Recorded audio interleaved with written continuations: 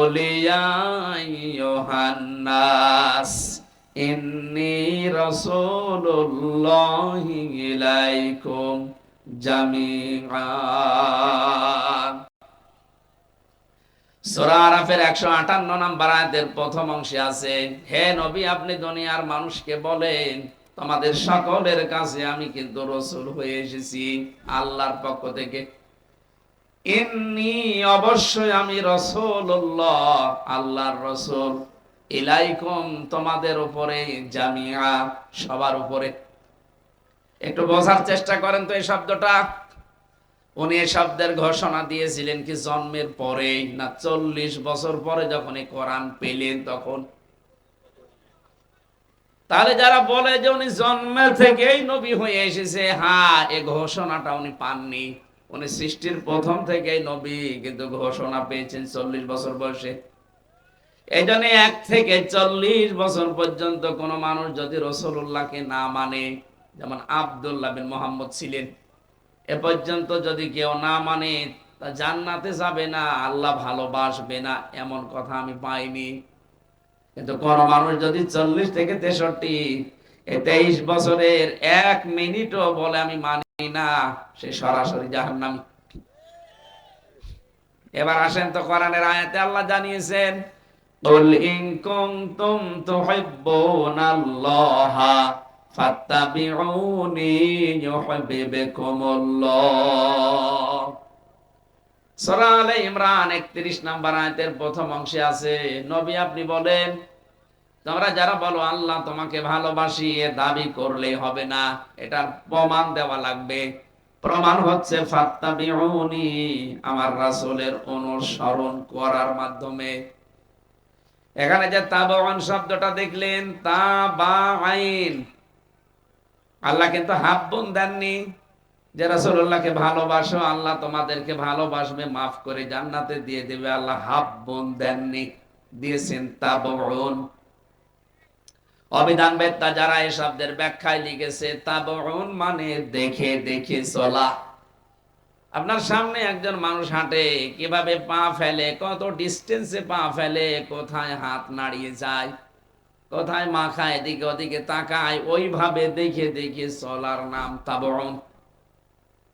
তাহলে রাসূলুল্লাহকে অনুসরণ করা লাগবে 1 থেকে 40 না 40 থেকে 63? বলেন বলেন। কারণ 1 থেকে 40 বছর পর্যন্ত তিনি নিজে ঘোষণাও দেননি যে আমি নবী, আমি রাসূল। পুরো আরব জাহানে কেউ তাকে নামে ডাকতো না, ডাকাডাকি আরম্ভ করেছে 40 থেকে। কথা বলেন না কেন? তাহলে ওনাকে অনুসরণ করা লাগবে, অনুকরণ করা লাগবে 40 বছর থেকে। যা করেছেন একেবারে 23 বছরের জিন্দেগিতে, নবুয়তের জিন্দেগি যেটা, আপনি তাই তাই করবেন, একটা কিছু বাদ দিতে পারবেন না। অনেক যে রাসূলুল্লাহ, কোরআনে কারিমে আল্লাহ পাক কিন্তু তার নাম আব্দুল্লাহ বিন মুহাম্মদ বিন আব্দুল্লাহ শব্দ দেননি। পুরা কোরআনে কোন জায়গায় মুহাম্মদ বিন আব্দুল্লাহ আমি পাইনি, পেয়েছি রাসূলুল্লাহ। হ্যাঁ, মুহাম্মদ শব্দ বললেই সঙ্গে সঙ্গে রিসালাতের ঘোষণা দিয়েছেন, মুহাম্মাদুর রাসূলুল্লাহ ওয়া মা মুহাম্মাদুন ইল্লা রাসূল ক্বাদ খালাত মিন ক্বাবলিহির রাসূল। এরকম 4 জায়গায় আল্লাহ পাক মুহাম্মদ শব্দটা উচ্চারণ করেছেন কোরআনে, যেখানেই মুহাম্মদ বললেন রিসালাতের ঘোষণা দিয়ে তার সম্মানটা আরো বাড়িয়ে দিলেন। আমি যে কথা পর্যন্ত বললাম এ পর্যন্ত যদি বুঝে থাকেন, আমি প্রশ্ন করছি, জবাব দেবেন ছাত্রের মতো। উনি রাসূলুল্লাহর ঘোষণা দিয়েছিলেন জন্মের পরে না 40 বছর বয়সে? কারণ 40 বছরের আগে উনি কোরআন পাননি, আর কোরআন না পেলে এই আয়াত উনি পাবেন কোথায়? এজন্য লাকাদ কানা লাকুম ফি রাসূলিল্লাহি উসওয়াতুন হাসানা, তোমাদের জন্য মহত্তম আদর্শ আমি লুকিয়ে রেখেছি রাসূলুল্লাহর ভেতরে। আল্লাহ কিন্তু মুহাম্মদ বিন আব্দুল্লাহর ভেতরে বলেননি। যারা এই কথা এতদিন ছড়ান উল্টা পাল্টা মানুষকে, যেমন সেই দুনিয়া তৈরি হওয়ার আগেই নবী, হ্যাঁ নবী কিন্তু ঘোষণা তো হয়নি, উনি নিজেই ঘোষণা দিয়েছেন যখন, সেখান থেকে আপনাকে মানা লাগবে। 1 থেকে 40 বছর বয়স পর্যন্ত উনি মিথ্যা কথা বলেছেন? বলেন। উনি ন্যায় বিচার করেছেন? বলেন না। উনি তো জন্মগত ভাবে সত্যবাদী, উনি জন্মগত ভাবে ন্যায় পরায়ণ। নবী হওয়ার আগেই যে কাজগুলো মক্কাতে করেছিলেন, আপনি তাকান ইতিহাসের দিকে। কাবার ওই পাথর বসানো নিয়ে রক্তক্ষয়ী সংঘর্ষ চলছিল, আবহমান কাল থেকে এটা চলে আসছিল। মুহাম্মদ রাসূলুল্লাহ ওই সময় কিন্তু নবী হননি। সাধারণ আমাদের মতো মানুষ মনে করেন।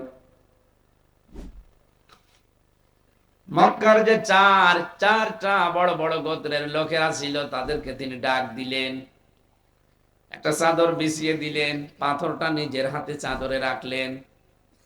4 গোত্রের 4 জন লিডার যারা, তাদেরকে বললেন 4 কোনা আপনারা চেপে ধরেন, নিয়ে চলেন কাবার কাছে। কাবা শরীফের কাছে নিয়ে নিচে পাথরটা লাগিয়ে এবার বললেন চাদরটা নিয়ে যান। 4 জনের কেউ আর রাগ করে নাই, সবাই খুশি হয়ে গেছে। অথচ এই কাজটা হাজার হাজার বছর ধরেও, শ বছর ধরেও কেউ মানে নিশ্চিন্ত করতে পারে নাই, নিশ্চিন্ন করতে পারে নাই। নবীজি নিজে কয়েক মিনিটের ভেতরে অপরাধ নিরসন করে দিলেন। তার মানে উনি নবী হওয়ার ঘোষণা দেওয়ার আগেই তিনি ন্যায় পরায়ণ, নবী হওয়ার আগেই তিনি সত্যবাদী। কথা বলেন ঠিক কিনা? এবার ওনাকে অনুসরণ করা শুরু করবেন আপনি। আল্লাহ পাক বলেন, কেউ যদি রাসূলুল্লাহকে অনুসরণ আরম্ভ করে, আমি আল্লাহ কি করব জানো? ইউহিব্বুকুমুল্লাহ, আমি আল্লাহ নিজে তাকে ভালোবাসা আরম্ভ করেছি না করব? না না, বোঝেননি।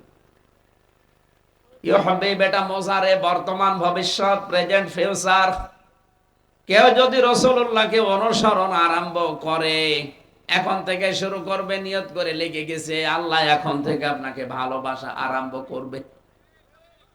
আপনার জীবনে যদি এখনো রাসূলুল্লাহর অনুসরণ আরম্ভ না হয়, আপনাকে আল্লাহ এখনো ভালোবাসা শুরু করেনি। কথা না বুঝলে আমি আবার রিপিট করছি। এই দেশে যারা বলে আমি আল্লাহকে ভালোবাসি, এ কথার প্রমাণ দিতে হলে রাসূলুল্লাহর অনুসরণ লাগবে, মাস্ট বি। এখন এই অনুসরণ যখন আরম্ভ করবেন, তখন আল্লাহ আপনাকে ভালোবাসা শুরু করবে। আল্লাহ যদি ভালোবাসে, পুরস্কার আছে পরে, ওয়ায়াগফির লাকুম যুনুবাকুম। ইয়াগফির এটা মোজারে, বর্তমান ভবিষ্যৎ, প্রেজেন্ট ফিউচার। জামবুন 1 বছর, যুনুব বহু বছর। আল্লাহ পাক বলেন, সত্যি যদি কারো ভেতরে আমি দেখি রাসূলের অনুসরণ আরম্ভ হয়ে গেছে, ওর জীবনের কোনো গুনাহ বাকি থাকবে না, সবগুলো আমি আল্লাহ মাফ করে দেব। এরপরে আল্লাহর 2টা সুন্দর নাম তিনি নিয়েছেন, আল্লাহু গফুরুর রহিম। আমি আল্লাহ একদিকে গফুর, আর একদিকে রহিম। এবার আসেন তাদের শিক্ষাটাই, যে মানুষগুলো এখনো রাসূলুল্লাহর অনুসরণ আরম্ভ করেননি, আপনি যদি আকাশ দিয়ে উড়েও যান, এখনো আল্লাহর ভালোবাসা আপনি পাওয়াই শুরু করেননি। কথা বলেন না কেন? আপনার বিবেকের কাছে এবার আমার প্রশ্ন, রাসূলুল্লাহকে অনুসরণ করা লাগবে, এ ব্যাপারে কোনো মত পার্থক্য? বলেন বলেন। এখন এই অনুসরণ কি আংশিক না পূর্ণাঙ্গ? এই জায়গায় তো ভেজাল। আজ বাংলাদেশ সহ বিশ্বের বহু মুসলমান আমরা রাসূলুল্লাহকে অনুসরণ করি, কিন্তু আংশিক, পূর্ণাঙ্গ না।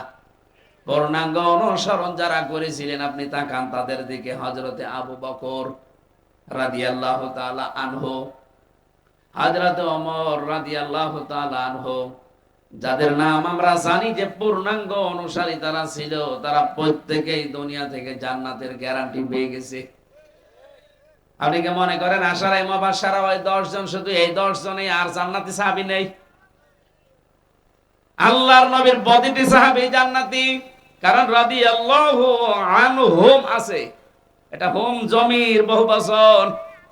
নবীজিকে ঈমান অবস্থায় যারা দেখেছে, ঈমান এনেছে, এবং ঈমানের উপরে যাদের মরণ হয়েছে, প্রত্যেকেই সাহাবী। আর প্রতিটি সাহাবী জান্নাতি, এ ব্যাপারে কোনো সন্দেহ? আরো জোরে বলেন। বাংলাদেশে আজ কিছু কুচক্রী মহল এই দেশের সবচাইতে মাসলুম সংগঠন একামতে দিনের নেতার কর্মীদের উপরে এই দোষটা চাপিয়ে দেয় যে তারা সাহাবী বিদ্বেষী। এটা একটা তহমত। এই মিথ্যা তহমত দিয়ে মানুষের ভেতরে ভ্রান্তি তৈরি করেন, আপনি সাহাবী বিদ্বেষী হয়ে মরবেন। কারণ আমি তো সারা জীবন দেখছি কই তাদের ভেতরে সাহাবী বিদ্বেষের কোনো কিছু পাইনি, আপনি জোর করে চাপিয়ে দেন কোন কারণে? আমি যেটা বিশ্বাস করি না সেটা যদি জোর করে আমার উপরে চাপিয়ে দেন, আমি তো ওটা করি নাই। আপনি জোর করে আমাকে চাপিয়ে জাতির সামনে কালার করতে চান, আল্লাহর কসম আপনি সাহাবী বিদ্বেষী হয়ে তারপরে মরবেন। এই জন্য অবিচারটা বন্ধ করবেন, বিশেষ করে এই তহমতটা। গীবত করায় যেখানে জায়েজ নেই, তহমত করেন কোন কারণে? আলেম হয়ে। কথা বলেন না, গীবত করাই তো জায়েজ নেই। যদি ওই দোষ আমার ভেতরে থাকেও, তাও আপনি ওই দোষ মানুষকে বলতে পারবেন না। আমার ভেতরে কোনো দোষ থাকলে ওটা যদি মানুষের কাছে বলে বেড়ান, যেটা শুনলে আমি মন খারাপ করতাম, ওইটার নাম গীবত। ওটার নাম কি? আর আমি যেটা করি নাই, ওইরকম কোন দোষ যদি আমার উপরে কেউ চাপিয়ে জনগণের সামনে আমাকে কালার করে, ওটা তহমত। ওটা জেনার চাইতেও খারাপ। আর বাংলাদেশে বহু আলেমের নাম নিয়ে অনেকেই মাজলুম মানুষদের উপরে এই তহমতটা দেয়।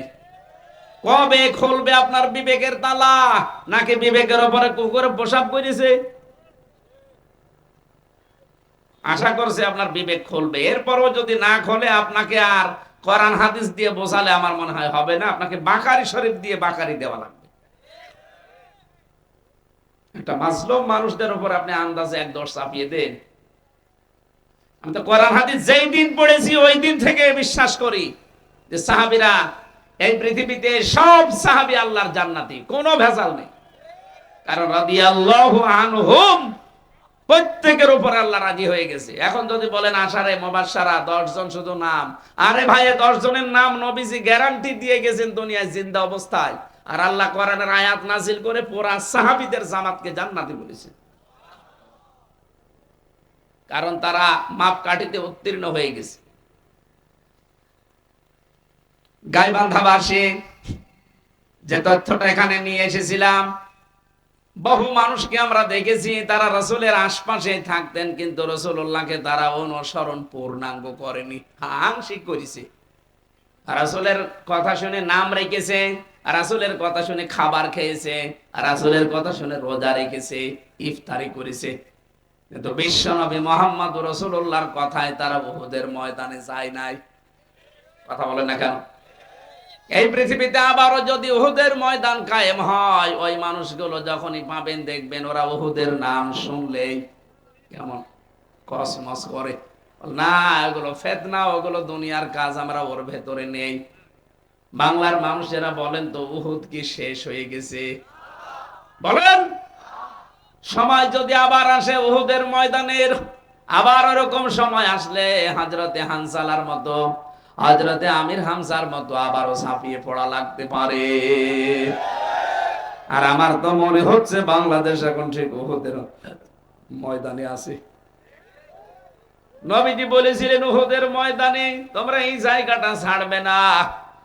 তারা যেহেতু নবীজের এই কথাকে ওভারটেক করে গনিমতের মাল পোড়াতে ব্যস্ত হয়ে গিয়েছিল, খালিদ ইবনে ওলীদ আকস্মিক ভাবে তাদেরকে হামলা করে চোরাগোপ্তা একেবারে কয়েকজনকে লাশ ফেলে দিয়েছিল। এখন যে অবস্থায় আছে আমরা, কিন্তু উহুদের ময়দানে আছি। বিজয় হালকা হয়েছে বলে আপনি একেবারে গনিমতের মাল কোড়ানোর মতো চাঁদাবাজি আরম্ভ করেছেন।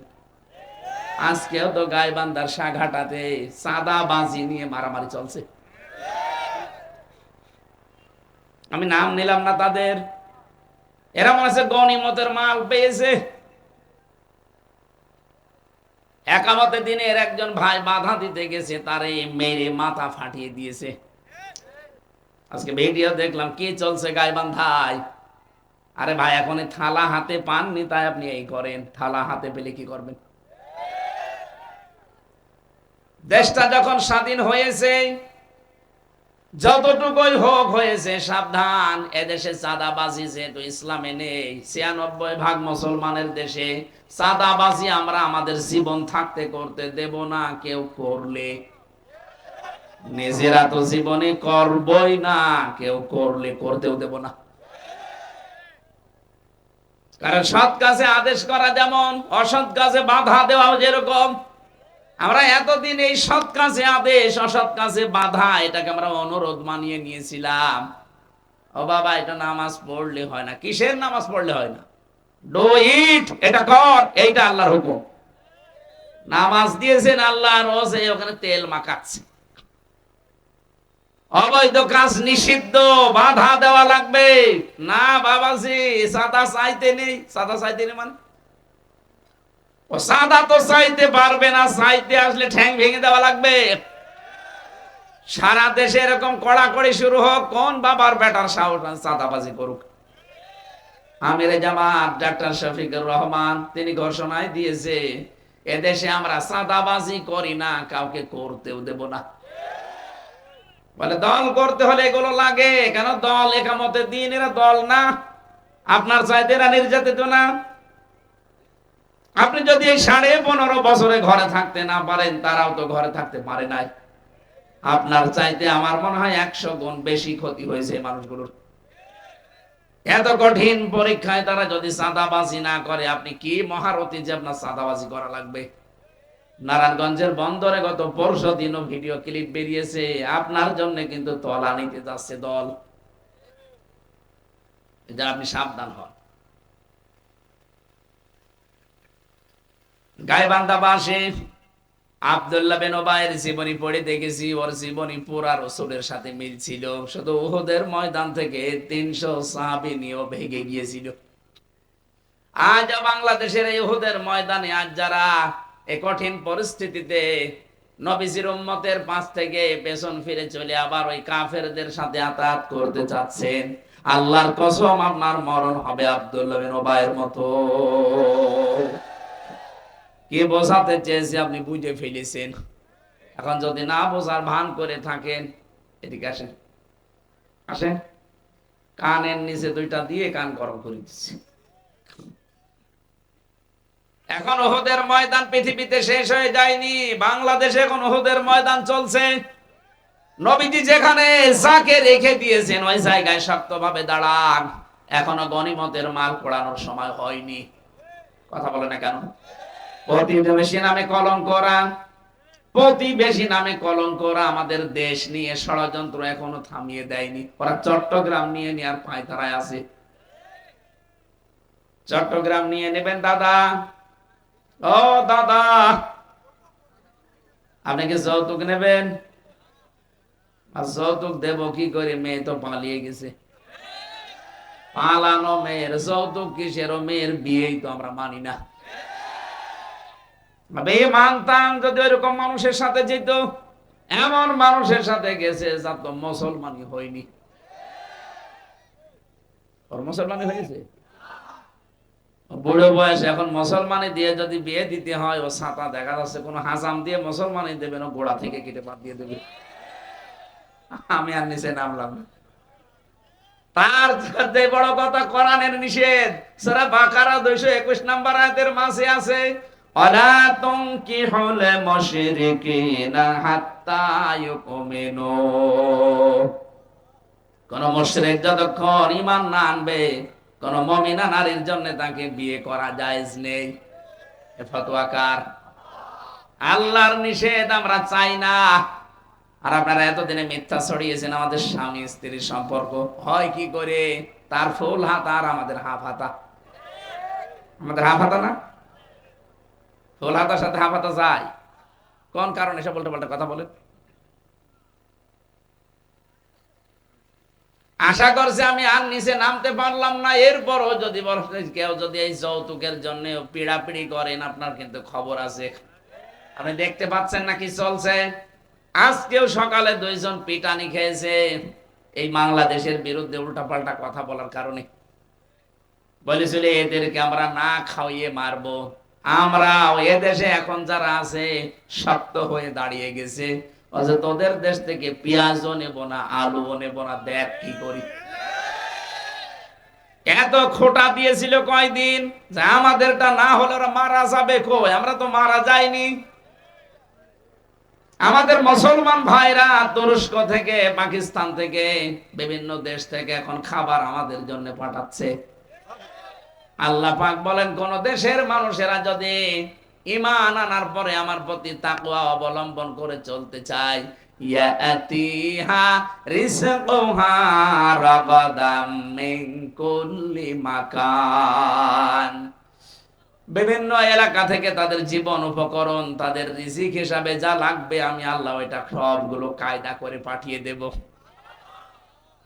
এদের এই সমস্ত উল্টা পাল্টা কথার কারণে আজ পাকিস্তান থেকে জাহাজ ভরে ভরে মাল আসতেছে, তুরস্ক থেকে, চীন থেকে। এই কথা বলছে না, দাদারা এখন যা আরম্ভ করেছে আমার মনে হয় হার্ট ফেল করে মারা যাবে। আল্লাহর ঘরগুলো ভেঙ্গে ভেঙ্গে তারা ধোয়া ধোয়া তুলেছে। এখানে নাকি মন্দির ছিল 500 বছর আগে। বিশ্বের বিভিন্ন মানুষেরা মাটির নিচে কেউ গ্যাস পায়, কেউ তেল পায়, কেউ সোনা পায়, কেউ রূপা পায়, কেউ লোহা পায়, আর শয়তানরা শুধু মাটির নিচে নাকি মন্দির পায়। পিটিয়ে লম্বা করা দরকার শয়তান। ভারতের উপর আল্লাহর গজব নাজিল হবে এই উগ্রপন্থী হিন্দুদের কারণে। আব্রাহাকে ধ্বংস করে দিয়েছে। আমারও তো মনে হচ্ছে যে আরম্ভ করেছেন আপনারা কতগুলো ঘর ভাঙলেন আল্লাহর। আজকেও সকালে একটা ভেঙেছে, বলছে 500 বছর আগে এখানে মন্দির ছিল। ওরে শয়তান, আমরাও যদি এখন আওয়াজ তুলি বাংলাদেশে যে ঢাকার স্বামীবাগে ইসকন মন্দির, এখানে 1000 বছর আগে মসজিদ ছিল, বল এদেশে এমন কোন নজির আছে যে আমরা কোন মন্দির ভেঙে মসজিদ বানিয়েছি? আমরা হিন্দুদেরকে শত্রু মনে করি না, কিন্তু উগ্রপন্থী কিছু আছে, ওগুলো মানুষ না, ওগুলো জানোয়ার। ওদের কারণে সাধারণ হিন্দুরাও ঝামেলায় আছে।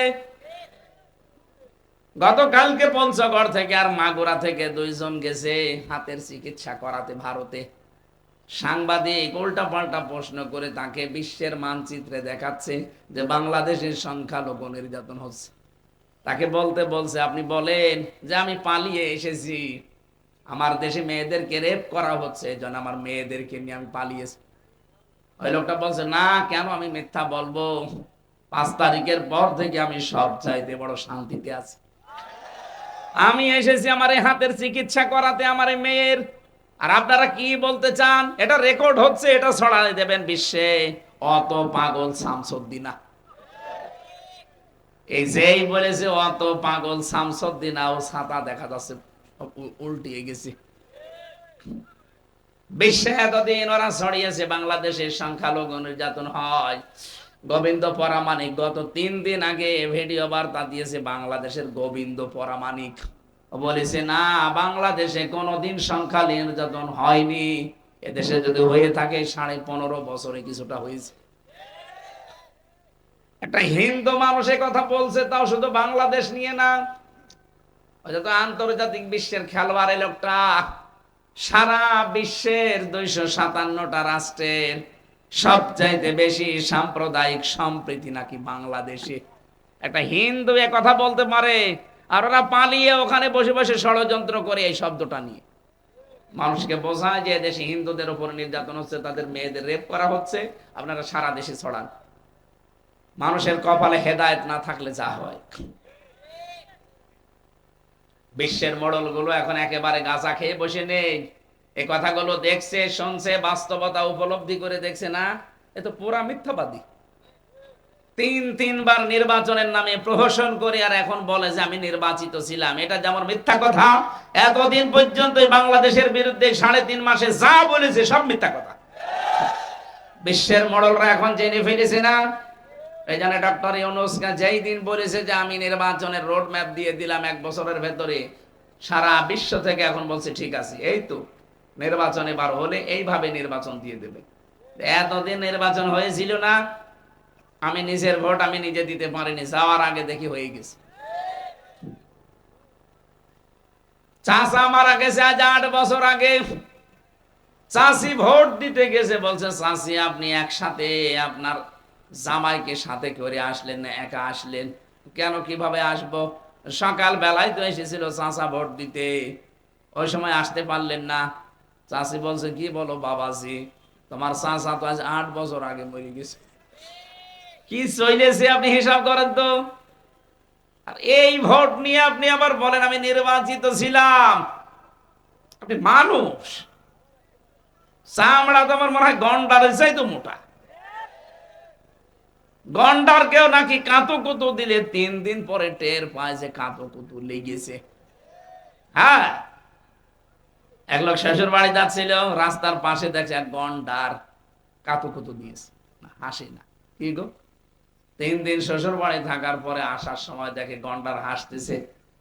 ডাক দিয়ে বলে, বন্ধু 3 দিন আগে কাঁতো কুতো দিলাম, হাসলে না, আজকে কি হয়েছে তোমার?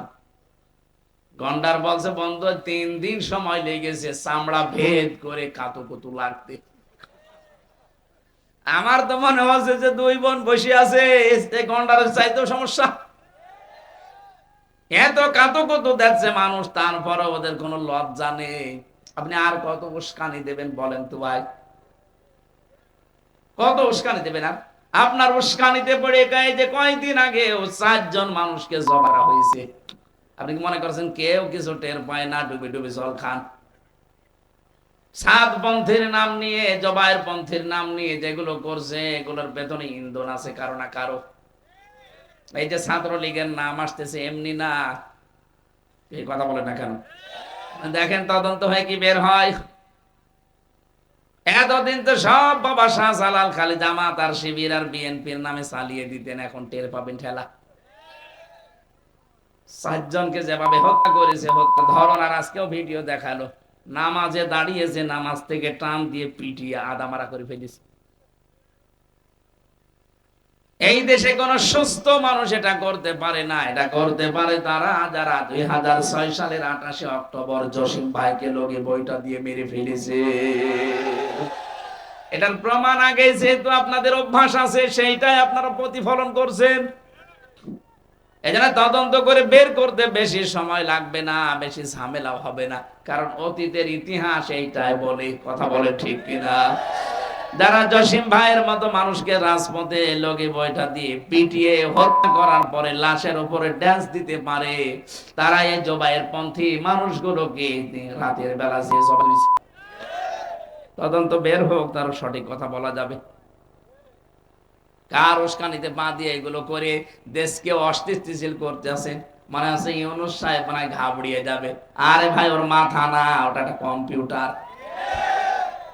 কি বলে দেখেছেন না, যে এতটুকু একটা দেশ আর 18 কোটি মানুষ আমরা বাস করি। বিশ্বের কোন দেশ নেই যে এত মানুষ এতটুকু জায়গায় থাকে। আমেরিকা বাংলাদেশের চাইতে 59 ডবল বড়। কত? এরকম 59টা বাংলাদেশ পাশাপাশি রাখলে যত বড় হবে, এক আমেরিকা একা এত বড়। কিন্তু লোক সংখ্যা বাংলাদেশের তুলনায় কতটুকু? ওদের মনে হয় 20 কিলোমিটার জুড়ে একজন বাস করে। আর আমাদের 20 কিলোতে আমার মনে হয় কমপক্ষে 10 লাখ বাস করে। ইউনূস সাহেব ঘোষণা দিয়েছে না, বিশ্বে আমি চলাফেরা করি, আমি দেখেছি আমাদের 18 কোটি হাতকে আমরা আর ভিক্ষার হাত বানাবো না, আমাদের 18 কোটি হাতকে আমরা কাজের হাত বানাবো। এই জনশক্তিকে, এই জনসংখ্যাকে জনশক্তি রূপে যদি পরিগণিত করতে পারি, বিশ্বের বিভিন্ন দেশ হা করে আছে আমাদের এই দক্ষ শ্রমিক নেওয়ার জন্য। আজকে আকিস গ্রুপের যে হেলিকপ্টার ছিল, পাইলট আমাকে নামিয়ে দিয়েছিল রংপুরে। আসার সময় দেখছিলাম, এই যে সারিয়াকান্দি জামালপুরের এই লাইন দিয়ে ঢুকছিলাম, পাইলট আমারে বলছে, হুজুর এই যে ইন্ডাস্ট্রি গুলো দেখতে পাচ্ছেন না, এখন কাজ বন্ধ হয়ে পড়ে আছে। আফসোস লাগে আমার, এই দেশে 15.5 বছরে যত টাকা পাচার হয়েছে, টাকাগুলো পাচার না করে ওই শয়তানরা যদি দেশে কর্মসংস্থান তৈরি করে দিত, হাজার হাজার যুবক যুবতীর বাইরে যাওয়া লাগতো না, এখানে উপায় করতে পারতো। কি করলেন আপনি টাকাগুলো? কেউ সাহেব পাড়া বানিয়ে আছেন, কেউ বেগম পাড়া বানিয়ে আছেন। ও ঘরগুলো তো সব এখন তালা মারা, কেউ থাকে না। থাকবে কারা? তারা তো জেলখানায়। ও ঘরে থাকার মতো পরিবেশ নেই, কারণ ও দেশেও মানবতার পক্ষের লোক আছে। আপনি তো টাকা দিয়ে বানিয়েছেন, জনগণের টাকা। সেদিন মালয়েশিয়া দেখি বেগম পাড়া, ওটা সাহেব পাড়া। আমার আফসোস হচ্ছিল এই পাইলটের কথা শুনি, আল্লাহ এরা যদি সত্যি এই টাকাগুলো যদি দেশে বড় বড় মিল কারখানা বানিয়ে বিশ্বের যারা মহাজন আছে তাদেরকে ডাক দিয়ে বলতো আপনারা এখানে ইনভেস্ট করেন, আপনাদেরকে আমরা দেব, এই দেশের একটা যুবককেও বাইরের দেশে গিয়ে কুলি মজুর হওয়া লাগতো না, বাংলাদেশে বসে বসে এক একজনে 1 লাখের উপরে আয় করতে পারত। নিজেদের পায়ে কোড়াল মারলেন, এদের কপালগুলো নষ্ট করলেন। আপনাকে আল্লাহ মাফ করবে কি দেখে মাফ করবে আপনাকে বলেন? আপনি তো মাফ পাওয়ার রাস্তায় নষ্ট করে ফেলেছেন। এক একজনের টাকা মারার যে ফিরিস্তি এখন বের হচ্ছে, 36,000 কোটি টাকা যদি একজনে মারে, গতকালকে শুনলাম ইসলামী ব্যাংক থেকে সালম 80,000 কোটি টাকা মারিকাটি করেছে। আমার তো এর নাম শুনলে মনে হয় ওদেরকে আগে জবে করি। একটি মানুষ বলা যায়, ইসলামপন্থী মানুষগুলো তিল তিল করে ব্যাংকটা দাঁড় করিয়েছিল, আর শয়তানরা মনে হচ্ছে বাবার ব্যাংক পেয়েছে। নিজে একটা ব্যাংক বানিয়ে টাকা মারিং কাটিং করো, লোকের জিনিসের প্রতি এত লোভ কেন? এই চোরগুলোকে আমার মনে হয় সময় এসেছে এখন হাত কেটে দেওয়ার। আগামীতে কোন চোর আর সাহস পাবে না, 10 বার চিন্তা করবে, আল্লাহ ওই দরবেশের মতো আমার হাত কাটা যাবে। ও বাংলার মুসলমানেরা, উহুদের ময়দানে আছে, খুব সাবধান। নবীজির হুকুমগুলো মেনে মেনে নিয়ে আমরা যদি এখন আস্তে আস্তে এগিয়ে যেতে পারি, সবচাইতে বড় কাজ এখন আমাদের ঐক্যবদ্ধ থাকা। নয়তো যে ষড়যন্ত্র চলছে মোকাবেলা করা শুধু ওয়াজ নতিহাসে সম্ভব না। সব বাদ দিয়ে দেন, কিছুই যদি না পান, এই যে কথা বলতে পারেন এইটাই কি কম কিনা? মির্জা আব্বাস বলে নাই কয়েকদিন আগে যে জীবনে কিছুই যদি আর না পায়, কোনো দুঃখ নেই, যে হাসি না নেই, এইটাই সান্ত্বনা। সে যদি এ কথা বলতে পারে তা আপনার কি হয়েছে? আপনি কোন কারণে চাঁদাবাজির নাম দিয়ে বিএনপি কে বদনাম করাচ্ছেন বলেন? আপনার প্রতিষ্ঠাতা যে জিয়াউর রহমান, তার চরিত্র হয়েছিল সে মানুষের উপকার করার জন্য আরাফাতের ময়দানে পর্যন্ত গাছ লাগিয়ে দিয়েছে। লক্ষ লক্ষ হাজী সাহেবরা যায় নিম গাছের নিচে একটু ছায়ায় আশ্রয় নেয়। আরে ভাই, আরাফাতের ময়দানে দোয়া কবুল হওয়ার জায়গা। একবার এই যে লক্ষ লক্ষ হাজী এই নিম গাছের নিচে যদি একটু ছায়া নেয় আর মন থেকে যদি বলে আল্লাহ ছায়ার ব্যবস্থা যে করে দিয়েছে তারে তুমি মাফ করে দিও, আল্লাহ তো তারে মাফ করে দেবে। আপনি কি করলেন তার আদর্শের নাম নিয়ে? আপনি চাঁদাবাজি করেন। আপনি এখন বাজার দখল নিয়ে ব্যস্ত, আপনি এখন ঘাট দখল নিয়ে ব্যস্ত, CNG stand, van stand, bus stand, এগুলো দখল করার জন্য এখনই উঠে পড়ে লেগে গেছেন। এখনো তো থালা হাতে পাননি। যা করছেন এই দেশের লোক আপনার হাতে থালা মনে হয় দেবেও না। এক কথা বলছেন না কেন? কারণ বিশ্বের দিকে এখন তাকান। আমি তো এটা জরিপ করেছিলাম এর আগে পলাশবাড়িতে, যে 100 জনের মাত্র 15 জন মানুষ আগস্টের 5 তারিখের আগ পর্যন্ত চাইতো যে এই দেশে কোরআন কায়েম হোক। এখন 100 জনের 58 জন মানুষ চাচ্ছে আল্লাহর কোরআন দেশে কায়েম হোক। কারণ তারা দেখতে পাচ্ছে যে কোরআনওয়ালা মানুষগুলোর ভেতরে কোনো দুর্নীতি নেই, কোনো চোর নেই। মাওলানা মতিয়ার রহমান নিজামী আলাইহিস হাসান মুজাহিদ চালিয়েছে 5 বছর, 4 আনা পর্যন্ত দুর্নীতি পাওয়া যায়নি। মানুষ এগুলো দেখে না। মানুষ আর আগের মতো পাগল নেই, পাগল ভালো হয়ে গেছে। আপনার কপালে আপনি এখন আগুন লাগাবেন না, নিজেকে সংশোধন করেন। উহুদের ময়দানে এখন টিকে আছি তাই তো কত না, একটু যদি উলট পালট হয় দেখবেন খালিদ বিন ওয়ালিদের মতে আকস্মিক ভাবে এসে একেবারে সবাই করবে। এরকম 4 জন সবাই এসে দেখতে পাচ্ছেন না? আজকেও একজনকে পিটিয়ে মেরে ফেলেছে। এ কঠিন অবস্থায় যদি এখনো পর্যন্ত আমরা সংশোধন না হই, আমার মনে হয় যখন এভাবে জয় শুরু হবে তখন আর উপায় থাকবে না। আমাদের অনুসরণের কথা দিয়ে শুরু করেছিলাম, অনুসরণ শুরু হবে কি রাসূলুল্লাহকে আংশিক না পূর্ণাঙ্গ? আরো জোরে বলেন। আল্লাহ পূর্ণাঙ্গ অনুসরণ যখন আপনি করতে পারবেন, আল্লাহর ওই গ্যারান্টি তখন দেখতে পারবেন যে আল্লাহ আপনাকে ভালোবাসা আরম্ভ করেছে। আর আল্লাহ যদি ভালোবাসে তাকে কয়েকটা জিনিস অলরেডি দিয়ে দেয়। এক নাম্বারে তাকে উত্তম প্রতিবেশী দান করে। আপনি দেখেন তো আপনার আশপাশে প্রতিবেশী যেগুলো, এগুলো কি ভালো? হ্যাঁ, এমন প্রতিবেশী পেয়েছেন একটা মুরগিতে ধান খেলেও ঝগড়া করে। তার মানে আপনি রব্বানা আতিনা ফিদ দুনিয়া হাসানা, দুনিয়ার হাসানা দাও, দুনিয়ার হাসানায় তো উত্তম প্রতিবেশী আপনি পাননি। এ দোয়া আপনার কবুল হয়নি, মাঠে মারা গেছে। উত্তম প্রতিবেশী এটা হচ্ছে দুনিয়ার হাসানা। উত্তম স্ত্রী দুনিয়ার হাসানা। আছে উত্তম স্ত্রী এখন 24 ঘন্টা স্বামীকে সন্দেহ করে, এরকম স্ত্রী বেশি। কথা বলে না কেন? বিশ্বনবী মুহাম্মদ রাসূলুল্লাহর স্ত্রীর দিকে তাকান, খাদিজাতুল কুবরা, তাকে আল্লাহ নিজে জান্নাতে একটা ঘর বানিয়ে দুনিয়ায় সুসংবাদ পাঠিয়েছেন। জিবরাইল সালাম দেবে আমার নবীকে, আর আসার সময় বলবে আল্লাহ নিজে খাদিজার জন্য আলাদা একটা ঘর বানিয়ে রেখেছে। এই ঘরটা আল্লাহ এই কারণে বানিয়েছে, খাদিজা নামাজ পড়ে, রোজা রাখে, হজ করে, যাকাত দেয়, এই জন্য না। কারণ খাদিজা জীবনে এক ওয়াক্ত নামাজ পড়েনি, রোজা রাখেনি, হজ করেনি, যাকাতও দেয়নি। কারণ তার ইন্তেকালের পরে এগুলো সব নাজিল হয়েছে। এই কথা বলেন না কেন? আপনি খাদিজার পুরা জীবনী পড়ে দেখেন, কোনদিন তিনি এক ওয়াক্ত নামাজও পড়তে পারেননি, কারণ নামাজের বিধানের সময় নাজিলই হয়নি।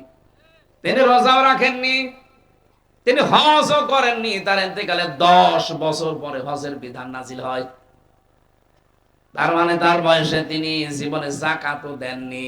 এরপরেও আল্লাহ তার জন্য জান্নাতে একটা ঘর আলাদা ভাবে বানিয়ে রাখবে, যে ঘরের ভেতরে কোনো নয়েজ নেই, কোনো আওয়াজ নেই। হযরতে খাদিজা একটা মাত্র কারণে নামাজ না পড়ে, রোজা না রেখে, হজ না কানার, যাকাত না দিয়ে জান্নাতে ঘর বানিয়ে ঘর পেয়েছেন। তা নয়েজ মুক্ত, আওয়াজ মুক্ত, কারণ তিনি দুনিয়াতে স্বামীর জন্য ঘরটাকে রেখেছিলেন আওয়াজ মুক্ত। আর আপনি কেমন স্ত্রী, বাইরে থেকে স্বামী আসতে দেরি, ওর মাথা আরো যা ছিল আরো আউলিয়ে দেন। এক কথা বলছেন? আপনি তো স্বামীর জন্য ঘরটা একটু আওয়াজ মুক্ত, নয়েজ মুক্ত রাখবেন, ও যেন বাইরে থেকে এসে ঘরে একটু শান্তি পায়। এমনও স্বামী এখানে বসে আছে, বাইরে ছিলাম, আমি ভালো ছিলাম, ও ছাতা বাড়ি এসে জাহান্নামে ঢুকলাম। এরকম পরিবার আছে? কার হাত তোলেন তো? না, আছে, আছে ভাই, আপনি না বললেও আমি জানি আছে। সম্মানিত মা বোনেরা, আমি হাসির খোরাকে দেয়নি, এখানে 100 জনের 95 স্বামী আমার মনে হয় এরকম আছে। হয়তো এই লোকটা নেই, ওনার বউ এরকম, ওনার বউ এরকম আল্লাহওয়ালা, এই জন্য ওনার নেই। কিন্তু বাকিগুলোর চেহারার দিকে তাকিয়ে দেখতে পাচ্ছি এরা পুরুষ নির্যাতনকারী। চাচা এর সাথে রংপুরে কি করলেন আপনি? 9 বছর ক্ষমতায় ছিলেন, নারী নির্যাতন, নারী নির্যাতনের আইন দেশে আছে, পুরুষ নির্যাতনের একটা আইন করে যেতে পারলেন না।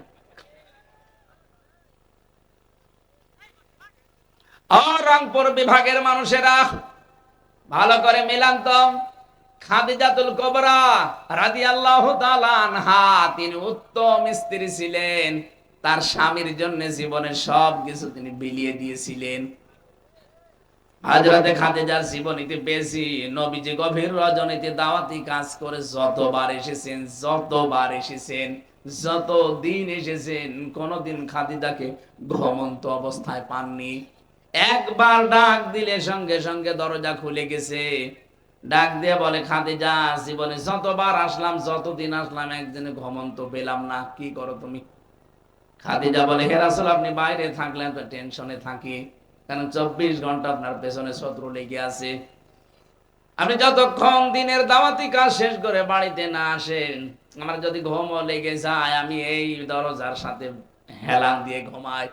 আমি জানি স্বামী এসে বারবার ডাকতে থাকবে, আমার স্বামী ক্লান্ত, শ্রান্ত, পরিশ্রান্ত শরীর নিয়ে দাঁড়াবে, আর আমি আরামের বিছানায় ঘুমিয়ে যদি উঠতে দেরি হয়ে যায়, স্বামীর সাথে বিয়াদবি হয়ে যাবে। এই জন্যে ঘুম লাগলেও আমি ঘুমাই, কিন্তু দরজার সাথে পিঠ লাগিয়ে।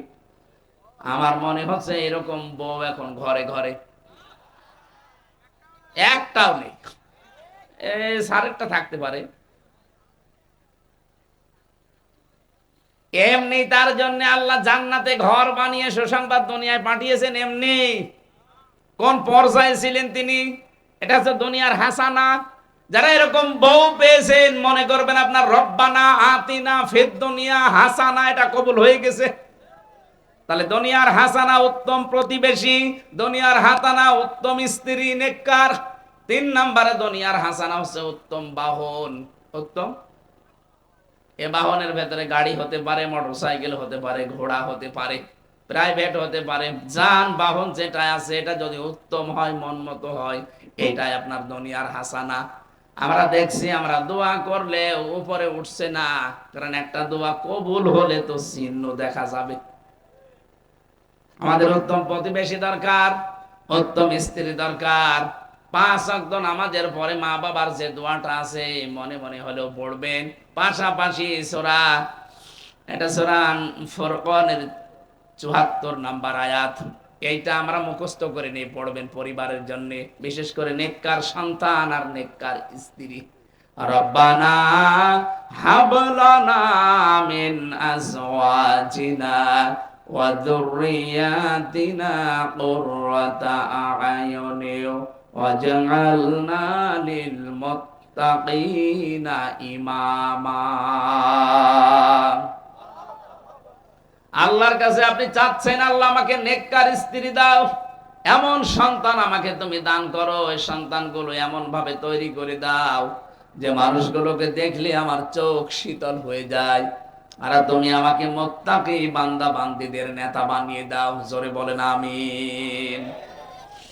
সম্মানিত মা বোনের, আমি খাদিজার জীবনে থেকে হালকা ট্রাস দিয়েছি, আশা করছি আপনি ওইভাবে গঠন করবেন ইনশাআল্লাহ।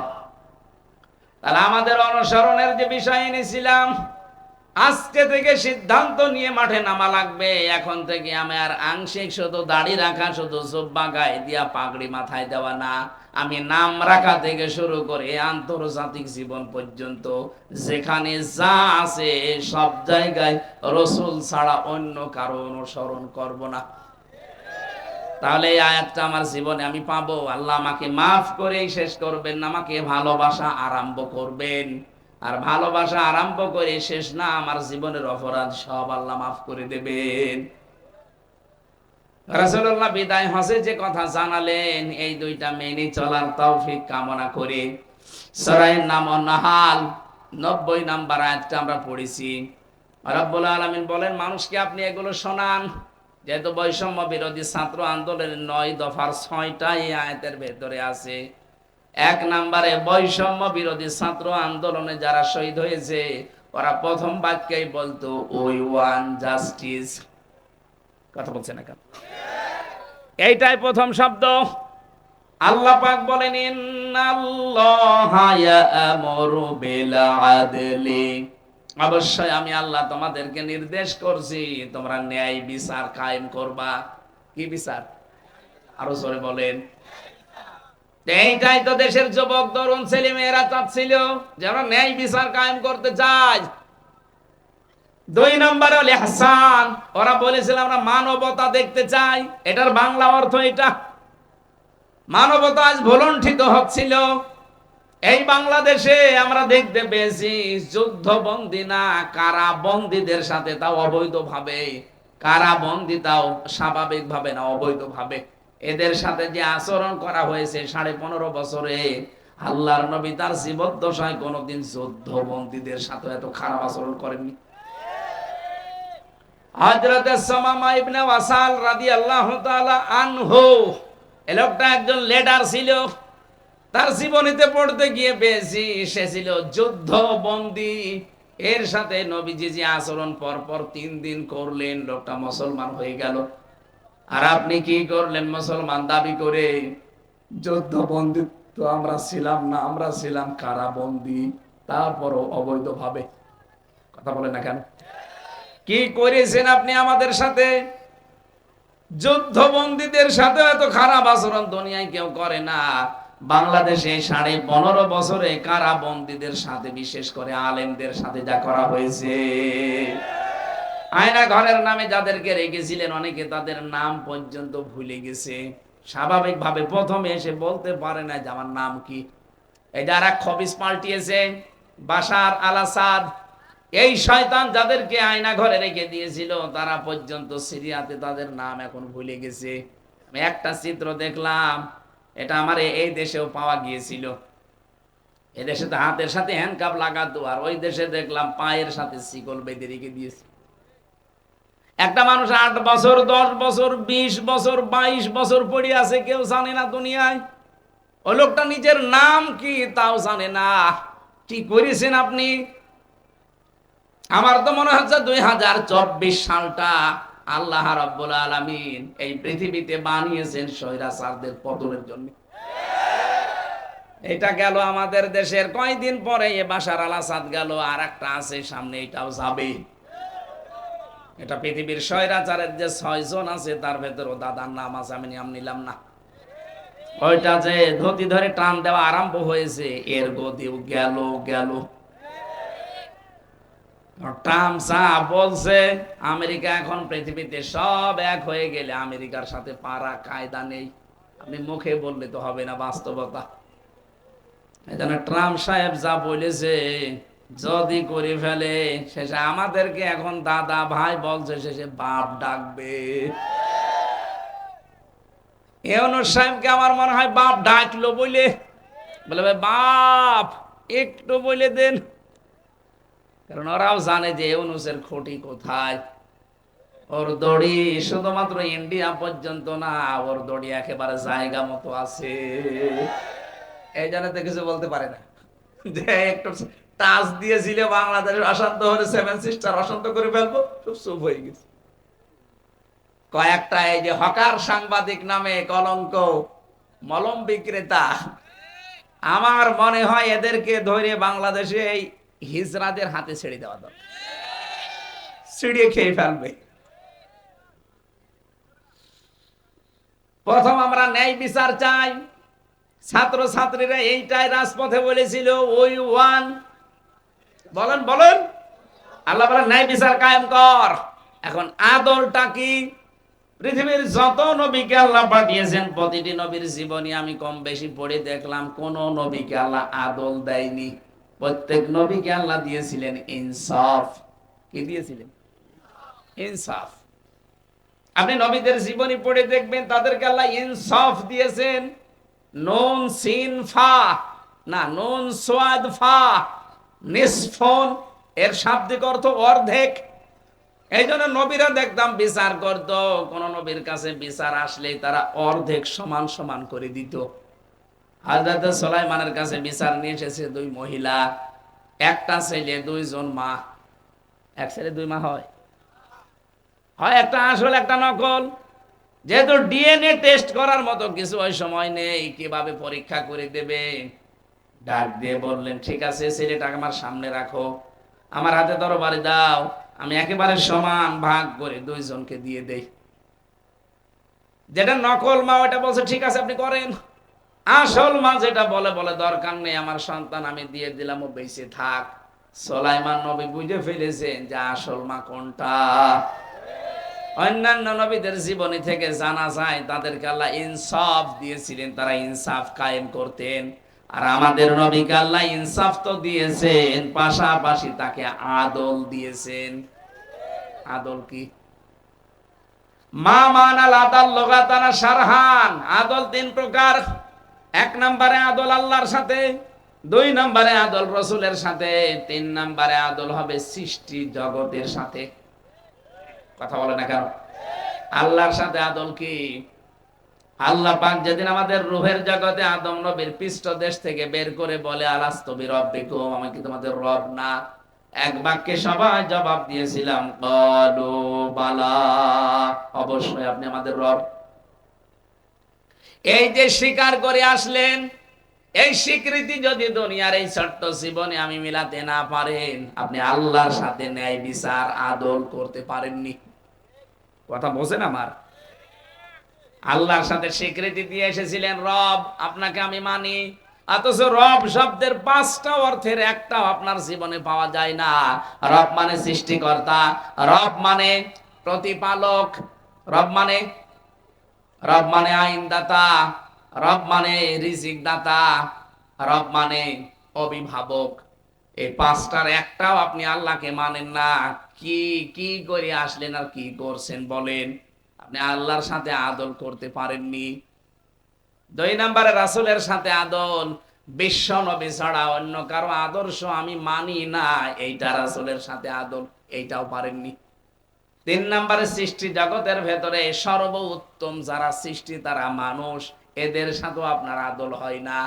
এই 53.5 বছর পার হয়ে গেল, জোরজার মুল্লুক তার এটা চলছিল। এদেশে আদল হয়নি মানুষের প্রতি। বিশেষ করে 15.5 বছরে যারা দায়িত্বে ছিল ওরা শুধু মিথ্যা বলে উড়িয়েছে যে আমরা ন্যায় বিচার কায়েম করছি। কিসের ন্যায় বিচার কায়েম করেছেন? এদেশে তো জোরজার মুল্লুক স্যার এই নীতি ছিল। আমার মতো একটা মানুষকে ঘর থেকে ধরে নিয়ে গেলেন বিনা কারণে, নিজেরাই বলতেন আপনার দোষ নেই, ছেড়ে দিলেন না কেন? নিজেরাই বলেছে দোষ নেই, চলেন, নিয়ে গেলেন। তিনটা বছর বিনা কারণে আটক করে রাখলেন। মামলায় তো আমার মামলা হয়েছে, হোক, আমার তো জামিন পাওয়ার হক আছে, সেইটাও দিলেন না। কি নাই বিচার কায়েম করেছিলেন? আমি নিজের জীবন থেকেই তো বলছি হয়নি। আপনি যা বলেছেন এই 15.5 বছর পর আমি সূরা ইউসুফ থেকে কয়েকটা আয়াত পড়ছি শিক্ষার জন্য। রব্বুল আলামিন বলেন, রাওয়াদাতুহুল্লাতী হুয়া ফি বাইতিহা আন নাফসিহি ওয়া গাল্লাকাতিল আবওয়াবা ওয়া ক্বালাত হাই তালাক। এখানে যারা আরবি গ্রামার বোঝে, আরবি তাসবিদ বোঝে, এখানে কিরাত আছে কিন্তু 4টা। অগাল্লাকাতিল আবওয়াবা ওয়া ক্বালাত হাই তালাক, অকালাতি হি তালাক, অকালাতি হি তুলাক, অকালাত হালুম্মা লাক। 4টা কেরাতে পড়া যায়। 4টার অর্থ এক হবে। আল্লাহ পাক বলেন যে মহিলা তার প্রতি আকর্ষণীয় লোভনীয় হয়ে তাকে ডাক দিয়েছিল, এদিকে আসো, আমরা দুইজন মিলে কাম চরিতার্থ করি। ঘরের দরজাগুলো একটা একটা করে সব বন্ধ করে ইউসুফ নবীকে যখন ডাক দিয়েছে, পোরাটা তাদের দুইজনের কন্ট্রোলে ছিল। এরপর নবী ইউসুফ নিজেকে ওইদিকে ঝুঁকিয়ে দেননি। রব্বুল আলামিন বলেন, ক্বালা মাআযাল্লাহি ইন্নাহু রাব্বী। হযরত ইউসুফ বলেছিলেন আমি আল্লাহর সাহায্য চাই। ও যুবক ভাই এবং বোনেরা, এখান থেকে আমাদের শিক্ষা কি? আজ বাংলাদেশে জেনা, বিশেষ করে চোখেরটা আর হাতেরটা অহরহ ছড়িয়ে পড়ছে। মোবাইলের মাধ্যমে হাত দিয়ে, চোখ দিয়ে রাস্তাঘাটে জেনা সয়লাভ চলছে। এখন থেকে যদি এই জেনা থেকে বাঁচার জন্য চেষ্টা করেন, শুধু দোয়া দরুদ পড়ে হবে না, 2টা ঔষধ খাওয়া লাগবে। সূরা নূর 18 নাম্বার পারা 12 নাম্বার পৃষ্ঠা 7 নাম্বার লাইনের 30 নাম্বার আয়াতটা, কুল্লিল মুমিনিনা ইয়াগুদ্দু মিন আবসারিহিম ওয়া ইয়াহফাযু ফুরুজাহুম যালিকা আযকা লাহুম। আল্লাহ পাক বলেন, নবী আপনি মুমিন পুরুষদেরকে বলেন তারা যেন বড় নারী দেখলে চোখকে নিম্নগামী করে। এই ঔষধটা এখন থেকে আমল করা লাগবে। এখন বের হওয়ার পরে রাস্তায় কোন মহিলার সামনে পড়লে, হ্যাঁ, ও যদি মা হয় তাকাবেন, যদি আপন বোন হয় তাকাবেন, যদি নিজের মেয়ে হয় তাকাবেন, যদি পুত্রবধূ হয় তাকাবেন, নিজের ভাইয়ের মেয়ে হয় আপন ভাইয়ের, নিজের আপন বোনের, এরকম দুধ মা হয় আপন দুধ মা, এরকম যদি 14 জনের ভেতরে একজন সামনে পড়ে আপনি তাকাবেন, অসুবিধা নেই। কিন্তু এর বাইরে দুনিয়ায় যেই হোক যদি সামনে পড়ে যায়, আমি সহ প্রত্যেকের সঙ্গে সঙ্গে চক্ষু নিম্নগামী করা লাগবে। এক কথা বলছে না কেন? হ্যাঁ, আপনার মন চাইবে, আপনার আর যৌবন কতটুকু আছে। এক একজন নবীকে আল্লাহ আমির হামজার মতো 100 হামজার যৌবন দিয়েছিলেন। আল্লাহর নবী বলতেন আমার এই হাতের ভেতরে 100 মুহাম্মদ আলীর শক্তি আছে। 100 জন মুহাম্মদের শরীরে যে শক্তি আছে, আমি মুহাম্মদুর রাসূলুল্লাহর এক হাতে সেই শক্তি আছে। ওনার হাতে যদি শক্তি থাকে, ওনার যৌবনে এরকম শক্তি ছিল। কথা বলেন ঠিক কিনা? হযরতে ইউসুফ এত বড় যৌবন থাকার পরেও তিনি বলেছিলেন আমি আল্লাহর সাহায্য চাই। ইন্নাহু রাব্বি, অবশ্যই আমার রব। এখানে রব মানে আল্লাহ না, এখানে রব মানে ওই আজিজ মেসরের বাদশাহ মিশরের। আমার রব মানে আমার যিনি লালন পালন করেন, আমাকে খাবার দেন, বাড়িতে রেখে দিয়েছেন, আমার রক্ষণাবেক্ষণ যিনি করেন তাকে আমি বুঝিয়েছি। আহসানা মাসওয়ায়া, সর্বোত্তম ব্যবস্থা তার ভেতরে আছে, আমি পেয়েছি। সে এখন বাড়িতে নেই, তার আমানতটা আমি খেয়ানত করব কোন কারণে? ইন্নাহু লা ইউফলিহুজ জালিমুন, কোন জালিম কোনদিন সফল হচ্ছে না, হবেও না। এই আয়াতটা যে কত বাস্তব তার প্রমাণ বাংলাদেশ। জালেমরা সফল হচ্ছে না, হবে না। আগামী থেকেও যদি জুলুমের চিন্তা ভাবনা করেন, এই আয়াত থেকে শিক্ষা নেবেন। কোন জালেম আজ পর্যন্ত সফল হয়নি, কিয়ামত পর্যন্ত হবেও না। কোন জালেম যদি সফল হয়ে যায় তাহলে কোরআন মিথ্যা হয়ে যাবে। এক কথা বলে না কেন? তাহলে আমাদের এখানে ঔষধ প্রথমটা গেল কি? পরনারী দেখলে চোখ নিচের দিকে করবেন। 2 নম্বরে যৌবনটা, বিশেষ করে যৌনাঙ্গ হেফাজত করা লাগবে সাধ্য মতো। আপনার যদি বিয়ের প্রয়োজন হয়, আপনি অসহায় বিধবা দেখবেন, অসহায়, একদিকে এতিম অসহায়, 2 নম্বরে বিধবা, 3 নম্বরে স্বামী পরিত্যক্তা। এই 3 প্রকার মেয়ে লোককে যদি আপনি সাহায্য করতে চান, সমর্থ থাকে, বিয়ে করে আপনি নিয়ে আসতে পারেন। তাছাড়া আনন্দ করবেন, চেহারা ভালো, উল্টাপাল্টা না। এই জন্য আনন্দের জন্য ইসলাম বিয়ের অনুমতি দেয়নি। কারণ যে আয়াতগুলো আমরা বলি যে মাসনা সোলাসা রুবা, 2 2 3 3 4 4 বিয়ে করো, এর আগে আয়াত পরের আয়াত এতিমদের আলোচনা আছে। আমরা এটাকে আজ কলুষিত করে ফেলেছি ইসলামের নাম নিয়ে। আমি আপনাকে বিয়ে করতে নিষেধ করছি না, করবেন, কিন্তু ওই উদ্দেশ্য থাকা লাগবে যে আমি একটা অসহায়ের পাশে দাঁড়াবো, একটা বিধবার পাশে দাঁড়াবো, অথবা খুব বেশি হলে একটা স্বামী ত্যাক্তা পরিত্যক্তা মহিলা আছে, তালাক প্রাপ্তা, তার পাশে দাঁড়াবো। আপনার মনে যদি এই থাকে না আমি লাইন করব, আমি একেবারে খোলাখুলি বলছি, এখানে যদি কেউ থাকেন, এখানে যদি কেউ এই চরিত্রের থাকেন, এই মুহূর্তে আপনাকে ওয়াজটা আমল করা লাগবে। কারো যদি লাইন থাকে ভাবির সাথে, প্রতিবেশীর স্ত্রীর সাথে, একথা বলছে না কেন? অথবা বিবাহিত কোন মহিলার সাথে, একদিকে ভাবি, আরেকদিকে প্রতিবেশীর স্ত্রী, আরেকদিকে বিবাহিতা কোন মেয়ে লোক, যদি কারো সাথে লাইন এরকম শয়তানের ধোকায় পড়ে করে থাকেন, এখনই ওই নাম্বার ডিলিট করে দেন। করেন, তাড়াতাড়ি করেন। না না, এটা করা লাগবে, আছে আমি জানি। এখানে কোরআন মাথায় দিয়ে যদি বলতে বলা হয়, 100 জনের প্রায় 20 জন ধরা খাবে। অনেক কাছে হুজুর কিছু জানে না। যারা আছেন এই লাইনে, জীবনেও আপনি তার ওই ভাইটা বা যে বিবাহিত মহিলা, তার স্বামী তালাক না দিলে আপনি বিয়ে করতে পারবেন না, আর সারা জীবন আপনি দুঃখ পাবেন। এই জন্যই তো আপনাকে বলছি। সুতরাং এরকম লাইন ঘাট যাদের আছে, জীবনের মতো নাম্বার ডিলিট করে তাওবা করবেন। কারা কারা হাত তোলেন? এই লাইন আছে কার সাথে? এদিকে আসো। না আছে, আমি জানি। হাত তুলছেন না কোন কারণে বলেন? কিসের ভয় আপনার? লজ্জা কিসের? এখানে কয়জন মানুষ আছে? এই লাইনে যদি থেকে মারা যান, কিয়ামতে কোটি কোটি মানুষের সামনে আপনার কপালে লেখা থাকবে যে ভাবির সাথে আকাম করিস। আশা করছে আপনি ছেড়ে দেবেন ভাই। আর যদি না থাকে গায়বান্ধায় সব আলহামদুলিল্লাহ নেই। কেউ বলছে আছে, কেউ বলছে নেই। আমি কোন দিকে যাই বলেন? থাকলে পরিবর্তন হয়ে যাবে, না থাকলে আলহামদুলিল্লাহ। রব্বুল আলামিন বলেন লাকাদ হাম্মাত বিহি ওয়া হাম্মা বিহা। এই এদিকে তাকান। লাকাদ, অবশ্যই, হাম্মাত বিহি ওয়া হাম্মা বিহা। ওই যে মহিলা জুলাইখা ইউসুফ নবীর দিকে ঝুঁকে তো পড়েছিল, ইউসুফ নবী ও জুলাইখার দিকে ঝুঁকে পড়তো। ঠিক আছে অর্থ? এখানে একটাও আলেম নেই। ঠিক আছে অর্থ বাংলা ঠিক আছে?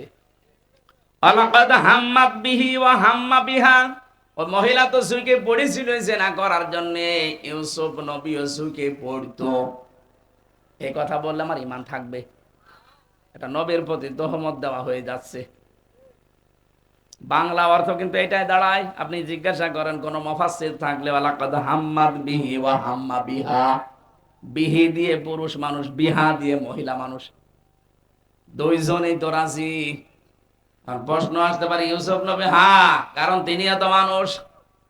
কি আমার মতো সলিমদ্দির যদি কোনো কিছু দেখলে উল্টা পাল্টা মনে হয়, ইউসুফ নবীর ভেতরে তো সলিমদ্দির মতো যৌবন নাই, 100 পুরুষের যৌবন ছিল। আর যার সামনে দাঁড়িয়ে আছে অত কালি না, অত জোলাইখা। বিশ্বের সুন্দরী মহিলাদের ভেতরে সে একজন। তাও পোশাক পরে দাঁড়িয়ে থাকলে তো হয় পুরা উলঙ্গ হয়ে দাঁড়িয়ে আছে। বলেন এ কঠিন পরিস্থিতিতে নিজের যৌবনকে চাপ দিয়ে রাখা কত কঠিন পরিস্থিতি ছিল। আল্লাহ পাক বলেন, হ্যাঁ, দুইজনেই কিন্তু ঝুঁকে পড়েছিল।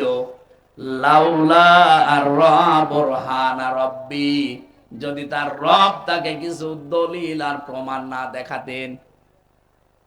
কি দলিল দেখিয়েছিলেন? এই বোরহান শব্দের ভেতরে আমি তাফসিরে কয়েকটা অর্থ দেখেছি। জালালাইন শরীফের ভেতরে আছে, 1 নম্বরে হযরত ইউসুফ দেখতে পেলেন হযরত জিবরাইল সামনে একটা চিঠি ধরেছে, ওখানে লেখা আছে, ইউসুফ আমি তোমার মালিক বলছি, তুমি জিনা করতে পারো না। 2 নম্বরে হযরত ইয়াকুব আলাইহিস সালাম সরাসরি এসে গেছে ঘরের ভেতরে। ছেলে যত খারাপ হোক বাবার সামনে ওই কাজ করতে পারে। ওনার বাবা ডাক দিয়ে বলছে, ইউসুফ আমি তোমার বাবা ইয়াকুব বলছি, তুমি কিন্তু এ কাজ করতে পারো না। এই প্রমাণগুলো দেখার সঙ্গে সঙ্গে হযরত ইউসুফ থমকে দাঁড়ালেন। আল্লাহ পাক বলেন, কাযালিকা লিনাসরিফা আনহু সুআ ওয়াল ফাহশা। এইভাবে, কাযালিকা মানে এইভাবে, লিনাসরিফা আনহু সুআ ওয়াল ফাহশা। কোন মানুষ যদি অপরাধ করার শক্তি সামর্থ্য থাকার পরিবেশ থাকার পরেও যদি নিজেকে কন্ট্রোল করে ফিরে আসতে পারে, আমি আল্লাহ তার থেকে এই মন্দ ফাহিশা কাজগুলো আমার পক্ষ থেকে দূর করে দেই। ইন্নাহু মিন ইবাদিনাল মুখলাসিন, কারণ সে আমার মুখলেস বান্দাদের অন্তর্ভুক্ত হয়ে যায়। আমরাও যদি এরকম সাহায্য পেতে চাই, চরিত্রের মহা দুর্যোগের সময় আমাদেরকেও কিন্তু কঠোর সিদ্ধান্ত নেওয়া লাগবে। হযরত ইউসুফের এই পরিবেশ আমাদের সামনেও মাঝে মাঝে আসার সম্ভাবনা নেই। রাস্তাঘাটে গেলে, বাজারে গেলে, মার্কেটে গেলে, বিভিন্ন মেলায় গেলে এগুলোর পরিবেশ চলে আসে। এমন এমন পোশাক পরে এসে ধাক্কা মারে, বাকিটা আর বললাম না। কথা বলে না কেন? নাম দিয়েছে বৃক্ষ মেলা, বৃক্ষ নেই। নাম দিয়েছে বই মেলা, বই নেই। নাম দিয়েছে শিশু মেলা, শিশু নেই। শুধু শিশুর খালারা আর মামারা। এরকম পরিস্থিতি সব জায়গায় কিন্তু এখন তৈরি হয়ে যাচ্ছে। আমাদেরকে ইউসুফ নবীর মতো চরিত্রের এই মহা দুর্যোগে মোকাবেলা করা লাগবে। তাহলে বাকিটা আমার আল্লাহর প্রতি ছেড়ে দিলে উনি আমাদেরকে বাঁচাবেন। কারণ জেনা থেকে বাঁচা এই জামানায় কখনোই সম্ভব না আল্লাহর রহমত ছাড়া। আল্লাহ পাক বলেন, আস্তাবাকাল বাবা ওয়া কাদ্দাত কামিসাহু মিন দুবুরি ওয়া আলফায়া সাইয়্যিদাহা লাদাল বাব। দুইজনে দৌড় দিয়েছে। হযরত ইউসুফ যখন দেখলেন একজন ফেরেশতা সামনে চিঠি নিয়ে দাঁড়িয়ে আছে, লেখা আছে, ইউসুফ আমি তোমার মালিক বলছি, তুমি কিন্তু জিনা করতে পারো না। তিনি যখন থমকে দাঁড়িয়েছে, ঠিক ওই সময় আল্লাহ পাক জিবরাইলকে দিয়ে কানের কাছে ওহী পাঠালেন, শুধু আপনি সামনে যেতে বলেন, বাকি যা করা আমার আল্লাহর কুদরত করবে। উনি প্রথম দরজার কাছে গেছে। তাফসিরে মুফাসসির লিখেছেন, প্রথম দরজার কাছে যাওয়ার পরে দরজা খোলে নাই, ওই অবস্থায় ছিল। জুলাইখা চিন্তা করছে, কই আমার কথা না শুনে দৌড় দিয়েছে, ধরতে গেছে, যেই কাছাকাছি গিয়ে তখন দরজা খুলে গেছে। উনি প্রথম দরজা খোলা পেয়ে দিয়েছে, দৌড়। পেছন দিক থেকে জামা টেনে ধরেছিল, জামা ছিঁড়ে গেছে, এরপরও ধরতে পারে না। 7টা 10টা পর্যন্ত দরজার নাম পেয়েছি। 10টা দরজা পার হয়ে শেষ নাম্বার দরজায় যে দেখে স্বামী দাঁড়ানো। হযরত ইউসুফের জামা ছেঁড়া, আর জুলাইখার শরীরে এক বিন্দু কোনো পোশাক নেই। ডাক দিয়ে বলে, কি অবস্থা? কথা বলার আগেই জুলাইখা কেঁদে ফেলেছে। এখান থেকে একটা শিক্ষা পাওয়া যায়, এই যে কথা বলার আগেই যারা কেঁদে ফেলে এরা কিন্তু জুলাইখার উত্তরসূরি। এই জন্য আল্লাহ জুলাইখার নামে একটা আয়াত নাযিল করতে গিয়ে বলেছেন, এই যে আয়াতটা, ইন্না কাইদা কুন্না আযীম। আল্লাহ পাক তো ইন্না কাইদি দিত বা কায়দা কুন্নি দিত, কা দিত, কি দিত, কি দিলে অর্থ হয়ে যেত ইন্না কায়দা, কি দিলে অর্থ হয়ে যেত। আল্লাহ কে না দিয়ে কোন না দিলেন বহু বছর, কেন এক বছর না দিয়ে? কাজটা তো এক মহিলা ঘটিয়েছে। আল্লাহ জানাতে চেয়েছেন কিয়ামত পর্যন্ত জুলাইখার মতো বহু ষড়যন্ত্রকারী মহিলা আসবে, যারা দেনার তহমত পর্যন্ত পুরুষ মানুষের চরিত্রে তারা দেবে। তার ভেতরে মনে হয় আমাদের দেশে আল্লাহ একটা পাঠিয়েছিলেন। কথা বলে না কেন? যে মানুষটা সংসদে দাঁড়িয়ে মাওলানা মামুনুল হকের বিরুদ্ধে জেনার তহমত প্রকাশ্যে বলতে পারে, আরে ভাই ওইটা তার নিজের স্ত্রী ছিল, বিবাহিত, আমার তাদের 3 বছর তার সাক্ষাৎ, 3 বছর। আপনার মতো সে জেনাকার নাকি? আপনার জীবনের চরিত্রের কোনো গ্যারান্টি নেই। আর তার বাবার দিকে তাকান, তার নিজের দিকেও তাকান। লোকটার সাথে 3 বছর থেকে তার যে আমল, তার যে আখলাক, বিশেষ করে তার যে তাওয়াক্কুল আল্লাহর প্রতি আমি দেখেছি, ইবাদতের মাত্রা, আপনি ধারে কাছেও যেতে পারবেন না। আর আন্দাজে সংসদে দাঁড়িয়ে বলে দিলেন যে একটা পার্লারের মেয়ে লোক নিয়ে আনন্দ ফুর্তি করতে গিয়ে ধরা পড়েছে। আপনি মানুষ? মহিলাদের চক্রান্ত বলতে গিয়ে আল্লাহ বহু বচন দিয়েছেন। শয়তানের চক্রান্ত বলতে গিয়ে আল্লাহ ইন্না কায়দা শাইতানি কানা দাঈফা দিয়েছেন। শয়তানের চক্রান্ত দুর্বল। আর মেয়েদের চক্রান্তের কথা কোরআনে আসলেই তিনি বলেছেন আযীম, ইন্না কায়দা কুন্না আযীম। মেয়েদের চক্রান্ত বড় ভয়ঙ্কর। এক চক্রান্তেই নবী ইউসুফের মতো মানুষ 10 বছর জেল খেটেছে। আর এক চক্রান্তে আমাদের এদেশের আলেম ওলামারা অনেকে 3-4 বছর, 5 বছর, 10 বছর জেল খাটতেছে। সব চক্রান্ত মেয়ে লোকের। আপনি কোর্টে যান, থানায় যান, আদালতে যান, 100টার আমার মনে হয় কমপক্ষে 80টা মামলা মেয়ে লোক নিয়ে। নবীজি বলেন আমি ইন্তেকাল করে চলে গেলাম, কিন্তু আমার উম্মতের জন্য মেয়ে লোকের মতো এরকম ভয়ঙ্কর ফিতনা আর রেখে গেলাম না। এটা কিন্তু আসলে একটা ফিতনা। কি কথা বলেন না কেন?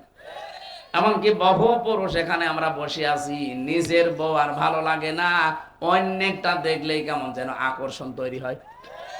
এটা একটা রোগ। কি? এই রোগ থেকে মুক্তি পাওয়ার জন্য মাত্র 15 দিন, মাত্র 15 দিন কোন মেয়ে লোকের দিকে চোখ পড়ে গেলে সঙ্গে সঙ্গে নিম্নগামী করবেন, মন চাইলেও নিচু করবেন। আর লজ্জাস্থানটা হেফাজত করে রাখেন। 15 দিন পরে দেখবেন নিজের স্ত্রীর প্রতি আকর্ষণ, চাহিদা বাড়তেছে। অন্য মহিলা দেখলে আপনার মনের ভিতরে কেমন যেন রাগ হচ্ছে। আমি জানি এটা আপনি করবেন না। এখন যতই ওয়াজ করে ছেড়ে দিলে রাস্তায় যদি পরিমনের মতো কাউকে পায়, বলে আগে আল্লাহর নামে দেখে নেই, পরে আমি তওবা করে নেব। কথা বলছেন না? না না। হযরতে ইউসুফ নবী ডাক দিয়ে বললেন, বাদশা আমার কোনো দোষ নেই, আপনার স্ত্রীর দোষ। সে আমাকে ফুসলিয়ে পর্যন্ত এনেছে। মেয়েদের চক্রান্ত কত নিচে নামতে পারে 3-4 আয়াত তার প্রমাণ। ইউসুফ নবীর মতো এত বড় নিষ্পাপ মানুষকে পর্যন্ত সে জিনার তহমত পর্যন্ত দিয়ে 1 দিন 2 দিন না 10 বছর জেলের ভেতরে রেখেছে। আর প্রতিনিয়ত সে জেলখানায় ইউসুফ নবীকে মানুষ দিয়ে পিটাতো। আমার তো মনে হচ্ছে এই 15.5 বছরে অনেককে জেলখানায় দিয়ে সিসি ক্যামেরা লাগিয়ে দেখতো যে কার সাথে কি আচরণ করা হচ্ছে। আমি তো নিজেই দেখলাম সিসি ক্যামেরা লাগানো আমার ঘরে, মামুনুল হকের ঘরে, ওই যে গিয়াসউদ্দিন মামুন ভাইয়ের ঘরে লাগিয়ে আছে। উনি বসে বসে ওখান থেকে দেখে। এমনকি জেলখানায় এসে মেজর হোদাকে পর্যন্ত নিজের প্রতিশোধ নিতে গিয়ে জবা পর্যন্ত করেছে। ভিডিও এখন ফাঁস হয়ে যাচ্ছে সব। আমরা এখান থেকে শিক্ষা নেব, এই জরজার মোল্লকদার এটা ওই জামানায় ছিল যে ইউসুফ নবী বলে, যে ইউসুফ নবীর কথা গ্রান্টেড না। মহিলা যেই কাটাকাটি করে বলছে, আপনি বাড়ি নেই, আপনার স্ত্রীর সাথে এই কাজ করেছে একটা গোলাম, এর শাস্তি হয় কঠিন দেবেন না জেলখানায় দেবেন। কত কিছু সাক্ষী ইউসুফ নবীর পক্ষে ছিল, একটাও মানলো না। ঠিক আছে 10 বছর জেল দিয়ে দিলাম, যান। জোরজার মোল্লুক তার, জোরজার, আরো জোরে বলেন। আমাদের দেশে এইটাই কায়েম ছিল এতদিন। আমি নিজেও তো জীবনে দেখলাম জোরজার মোল্লুক তার। আমার পক্ষে কেউ সাক্ষী দিতেও রাজি না, এর পক্ষে নিজেরা বানিয়ে বানিয়ে সাক্ষী দেবে, তারপরও তারা রাজি হয়নি। এরপরও কি অদৃশ্য ইশারায় আমারে বন্দি করে রেখে দিল 3 বছর। 3টা বছর জীবন থেকে আপনি কেড়ে নিলেন। হাজার হাজার মানুষে যে 1,10,000-এর মতো মানুষ জেলখানায় ছিল, হিসাব নিকাশ করে দেখতে পাওয়া যায় 100 জনের আমার মনে হয় 80,000 মানুষই কিছু জানে না, কিছু অপরাধী আছে হালকা। এই জন্য আদল আমাদের সৃষ্টি জগতের যারা আসল আল্লাহর সৃষ্টি মানুষ, এদের সাথে হয় না। বাকি যে মাখলুকাত গুলো আছে তাদের সাথে সৃষ্টির আদল কিছুই নেই। আন্দাজে গাছের পাতা ছেড়ে আল গল্প করে আর বাদাম খায়। পাতা কি তোর বাবার? ওটা তো কাঁচা পাতা, জিকির করছিল আল্লাহর, ছিঁড়ে ফেলে দিলে জিকির বন্ধ হয়ে গেল। সব জায়গায় আদল আছে, ইনসাফ আছে। আল্লাহ রাব্বুল আলামিন দুনিয়ায় যে বৈষম্য বিরোধী আন্দোলন ছাত্র যারা করেছিল, ছাত্র আন্দোলন প্রথম এইটা ছিল ন্যায় বিচার কায়েম করতে চাই। আল্লাহ আমাদেরকে এই নির্দেশ দিয়েছেন, আমরাও এর পক্ষে থাকবো ইনশাআল্লাহ। আমি আর আজকে পারছি না, আল্লাহুম্মা আমিন। লা হাওলা ওয়ালা কুওয়াতা ইল্লা বিল্লাহিল আলিয়্যিল আযীম। আল্লাহুম্মা ইগফিরলি ওয়ারহামনি ওয়াহদিনি ওয়াফিনি ওয়ারযুকনি ইয়া রাব্বাল আলামিন। আল্লাহ তাআলা এই বিশাল আয়োজনে যারা শ্রম দিল, এদেরকে কবুল করে নাও। আগামীতে অনুষ্ঠানটা কোরআনের প্রসারে আরো বিশাল আকারে মঞ্জুর করো। মাহফিলের প্রধান অতিথি অধ্যাপক আমিনুল ইসলাম, ডাক্তার আব্দুর রহিম সরকার ভাই সহ যত অতিথিবৃন্দ এখানে এসেছে, এদেরকে তুমি দ্বীনের জন্য মঞ্জুর করে নাও।